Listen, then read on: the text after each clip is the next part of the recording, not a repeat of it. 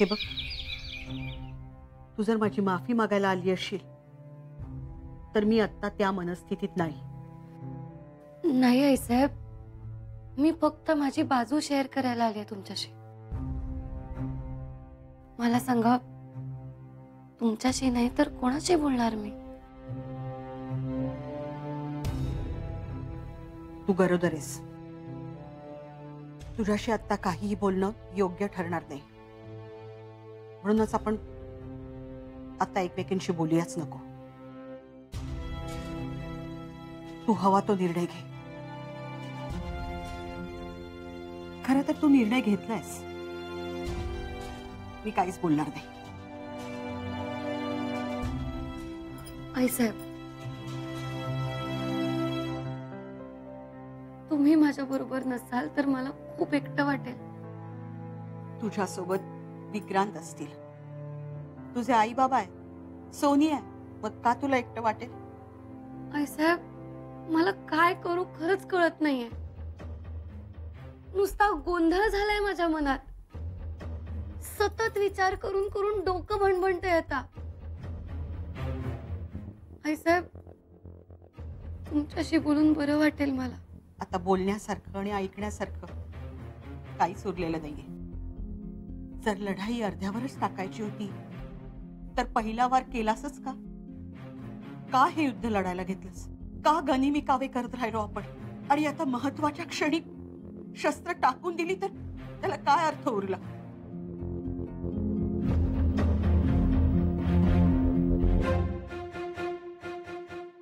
या क्षणी तुझ्या भावना समजून घ्यायला मी कदाचित कमी पडेल, पण काय करू? इतक्या वर्षाचं मनात साठलंय. विक्रांतनी केलेला अन्याय, त्यांनी केलेला विश्वासघात, अनेक माणसांच्या केलेल्या हत्या, हे सगळं विसरून जगणं कसं शक्य आहे?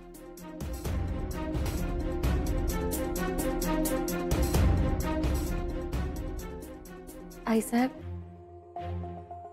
माझ्या बाळाचा विचार मी नाही करणार तर अजून कोण करणार? ते बाळ जन्माला यायच्या आधीच मी त्याच्यावर अन्याय कसा होऊ देऊ? त्या प्रश्नाचं उत्तर माझ्याकडे नाहीये ईश. पण तू ही लढाई अर्धवट टाकायला नको होतीस. आता विक्रांतचा खरा चेहरा समोर आल्यानंतर त्याच्याशी खोटं खोटं वागत राहणं खूप कठीण आहे. खूप कठीण आहे हे सगळं.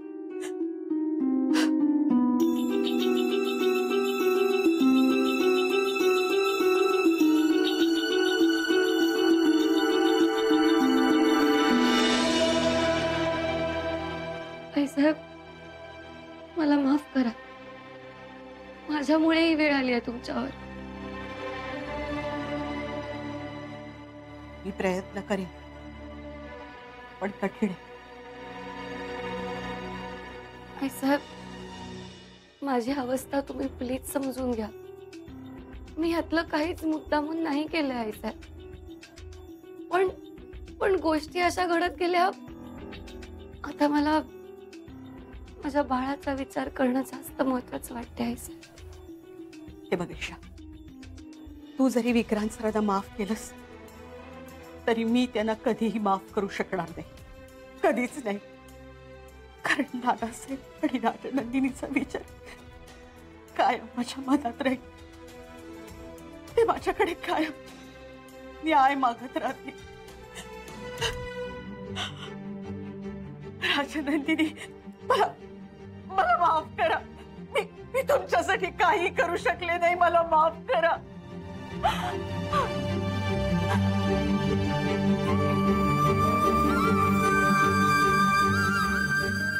पण येणारा प्रत्येक दिवस माझ्यासाठी कठीण आहे.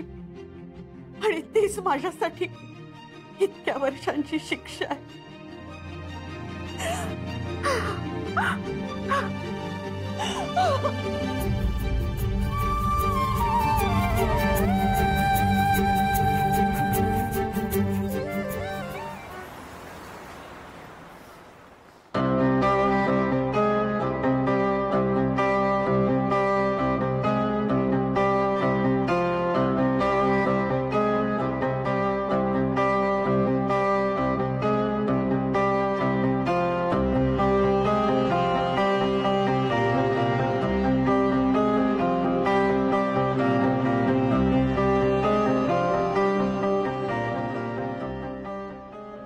सर. ये मारा.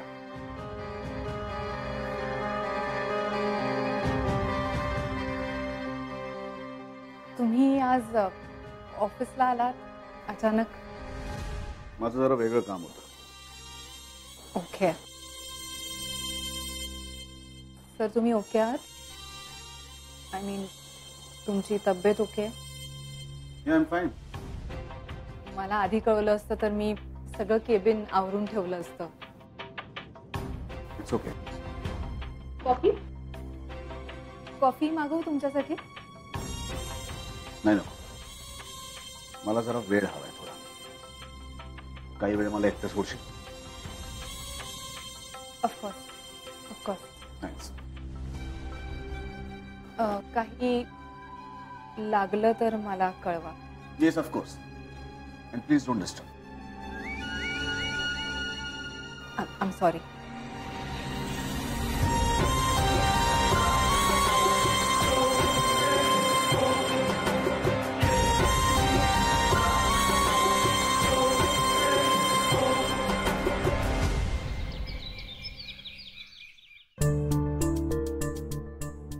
आईसाहेब माझ्यामुळे दुखावल्या गेल्यात.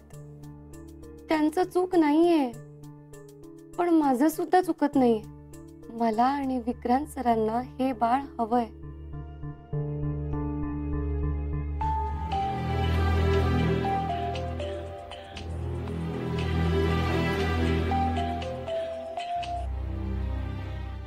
Hello hello Isha, Maira ma'am, बोला ना. Is everything all right? या परिस्थितीत काहीच ऑल राईट नाही वाटत आहे. I understand. बरं, सर तुझ्याशी काही बोललेत का? का? काय झालं? नाही, आय मीन सरांशी तू असं काही बोललीस का ज्याच्यामुळे सरांना संशय आला असेल आपल्या प्लॅनिंग बद्दल? सर काही बोलले का तुम्हाला? नाही, तसं काही बोलले नाही आहेत, पण ऑफिसला आलेत सर आणि खूप टेन्स वाटतायत. म्हणजे मी त्यांच्या केबिनमध्ये गेले होते तेव्हा ते माझ्याशी नीट बोललेही नाही. त्यांनी मला अक्षरशः हकललं त्यांच्या केबिनमधनं. म्हणून मला थोडासा डाऊट आला. सरांना संशय तर आला नसेल ना? Quite possible. हो, म्हणजे मी आत्ता जेव्हा त्यांच्या केबिनमध्ये गेले होते तेव्हा ते कामाचं काहीच बोलले नाही. नाही, नक्कीच काहीतरी गडबड आहे. शोध घेतला पाहिजे आपल्याला. आणि इनफॅक्ट आपण अशा खूप गोष्टी केल्या आहेत ज्याच्यामुळे त्यांना क्लू मिळू शकतो. म्हणजे आपण जालिंदरला हाताशी घेऊन ते फुटेज, खोटं फुटेज बनवलं होतं. कदाचित त्याच्याबद्दल कळलं असेल. किंवा सर्जेरावांचं फुटेज आपण डिस्ट्रॉय केलं, कदाचित ह्याच्याबद्दल कळलं असेल. आणि सगळ्यात महत्त्वाचं म्हणजे परांजप्यांना हाताशी घेऊन तू मायक्रोफोन त्यांच्या केबिनमध्ये ठेवला होतास. कदाचित त्यांना ह्या कुठल्याही गोष्टीबद्दलचा कुठला तरी क्लू मिळाला असेल म्हणून ते असं वागत असतील. झेंडे सरांनी त्यांना आपल्या विरुद्ध भडकवायचा खूप प्रयत्न केला होता मायरा मॅम, पण नशिबाने सरांचा माझ्यावर विश्वास होता. एक्झॅक्टली.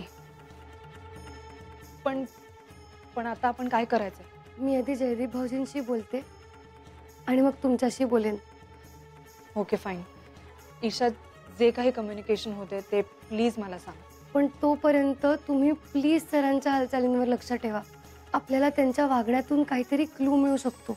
हो चालेल. मी वॉच ठेवते सरांवर. You don't worry about that. Okay, keep me informed. Bye.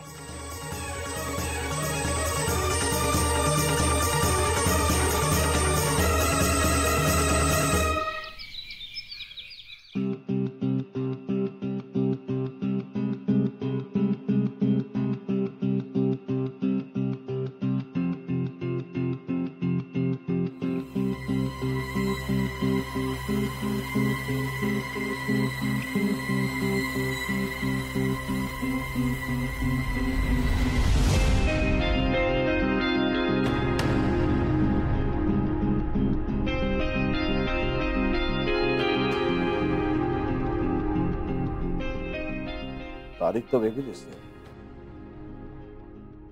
ज्या दिवशी मला दाखवण्यात आलं त्याच्या आदल्या रात्रीचं फुटेज आहे. पण हे नक्कीच एडिट केलेलं आहे. याचा आधीचा आणि नंतरचा भाग एडिट केला असणार.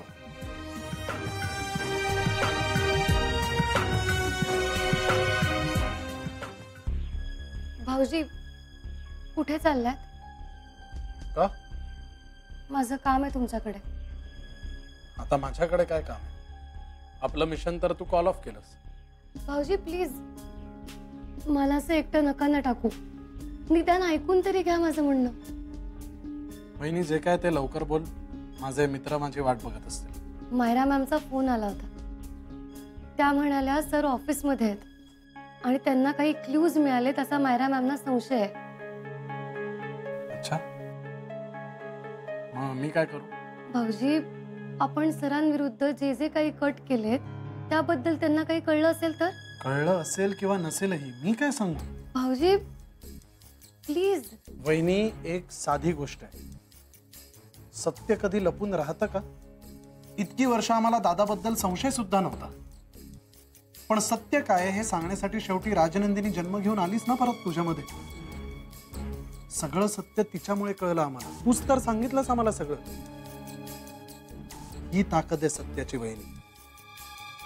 त्यामुळे आपण जे काही केलंय ते आज ना उद्या दादाला कळणारच आहे.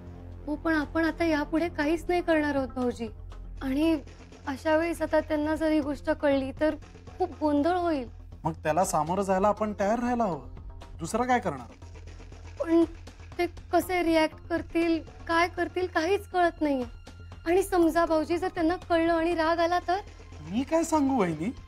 भाऊजी प्लीज असं करू नका. माझी मदत करा भाऊजी. वहिनी अगं तूच पुढाकार घेतला होतास ना दादाला त्याच्या चुकांची जाणीव करून देण्यासाठी. तू सांगशील ते आम्ही ऐकत होतो. तू तुझ्यातल्या ईशाला प्रायोरिटी देऊन तुझा निर्णय घेतलास. तुझ्या लक्षात येतंय का मुळात ईशाचा जन्म कशासाठी झालाय? ईशाचा जन्म राजनंदिनीवर झालेल्या अन्यायाचा सूड घेण्यासाठी झालाय वहिनी. दादाला जेव्हा हे कळेल तेव्हा काय होईल हा विचार कर. म्हणजे दादाला जेव्हा कळेल की तू राजनंदिनी आहेस तेव्हा काय तो गप्प बसणार आहे? वहिनी दादाला हे कळल्यानंतर तो शांत बसणार नाही. तो त्याचा गेम सुरू करेल आणि त्याने वार केला की तुला प्रतिवार करावाच लागेल. लढाई सुरू करावीच लागेल वहिनी.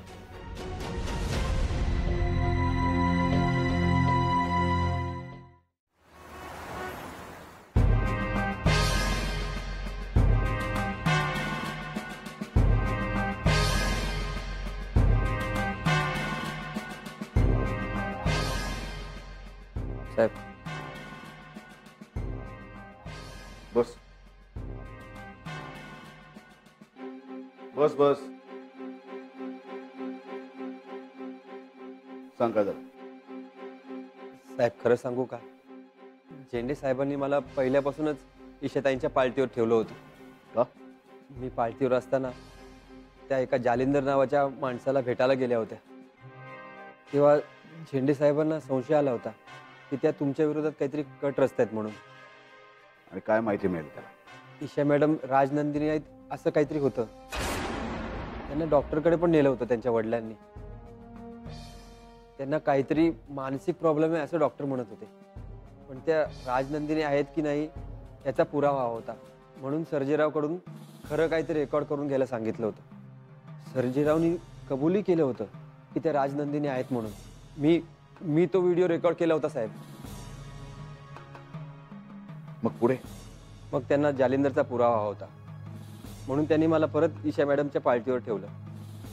त्यांना खात्री होती की ईशा मॅडम त्यांना परत भेटणार म्हणून. आणि ते दोघे भेटले होते. मी त्यांचे फोटो काढले साहेब. पण तो पुरावा त्यांना उपयोगाला नाही आला.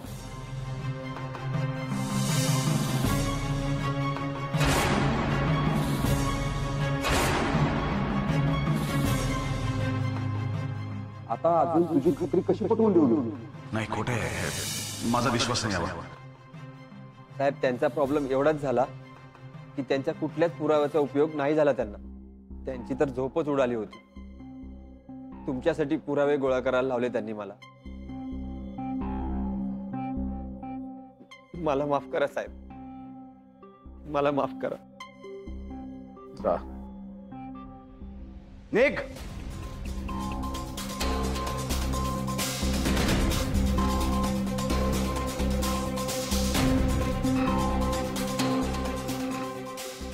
म्हणजे या सगळ्याची करती करवती ईशा आहे. म्हणजे झेंडे म्हणत होता ते सगळं खरं आहे. त्याला संशय होता की ईशा सगळे डाव माझ्या बरोबर खेळते. ती बदलली आहे. विक्रांत, विश्वास ठेव माझ्यावर. मी राजनंदिनी सारखी चाल खेळते. ईशा हीच राजनंदिनी आहे. झेंडे बरोबर बोलत होता. झेंडे मला म्हणाला होता की ईशाच राजनंदिनी आहे. ती आपल्या विरोधात प्लॅन करते. झेंडेने जे जे पुरावे मिळवायचा प्रयत्न केला ते मिटवले गेले. तिनंच हे केलं हे मला स्वतःशी सिद्ध करावं लागेल. त्याशिवाय मी काहीच करू शकत नाही.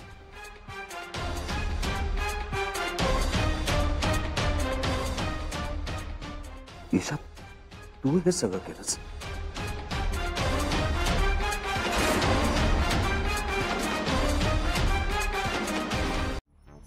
विक्रांत सरांना काही कळलं तर नसेल. त्यांना एखादा जरी क्लू मिळाला ना तरी आमचा सगळा खेळ संपेल.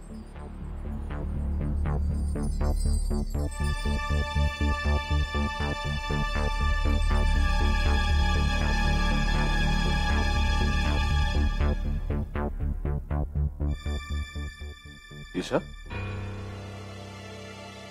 काय झालं? काही नाही सर.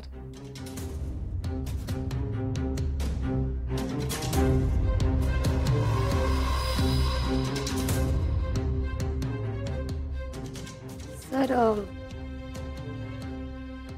थँक्यू.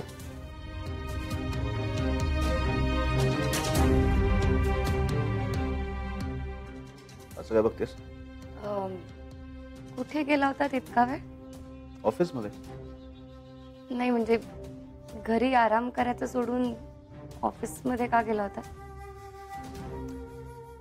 आराम वगैरे झाला आता करून खूप. सर काही महत्वाचं काम होतं का ऑफिसमध्ये?